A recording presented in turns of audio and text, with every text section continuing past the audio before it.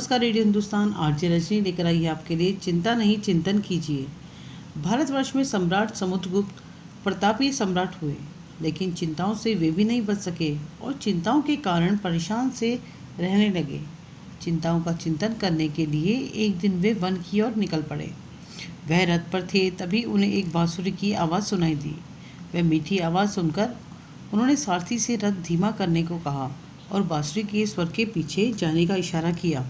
कुछ दूर जाने पर समुद्रगुप्त ने देखा कि झरने और उनके पास मौजूद वृक्ष की ओट से व्यक्ति की बांसुरी बजा रहा था।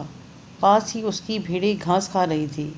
राजा ने कहा, आप तो इस तरह प्रसन्न होकर बांसुरी बजा रहे हैं जैसे कि आपको किसी देश का साम्राज्य मिल गया हो। युवक बोला, श्रीमान आप दुआ करें, भगवान मुझे कोई साम्राज्य ना दे, क्योंकि अभी ही सम्राट हूँ।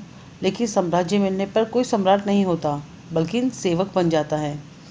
युवक की बातें सुनकर राजा हैरान रह गया। तब युवक ने कहा, सच्चा सुख स्वतंत्रता में है।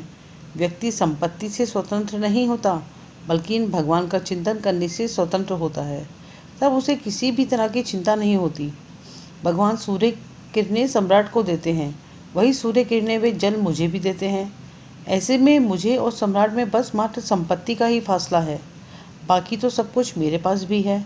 यह सुनकर युवक को राजा ने अपना परिचय दिया। युवक ये जानकर हैरान था, लेकिन राजा की चिंता का समाधान करने पर राजा ने उसे सम्मानित किया। मित्रों, चिंता मानव मस्तिष्क का एक ऐसा विकार है जो पूरे मन को झकझोर कर रख देता है। इसलिए चिंता नहीं चिंतन कीजिए। ये सोचिए कि आप औरों से बेहतर क्यों हैं।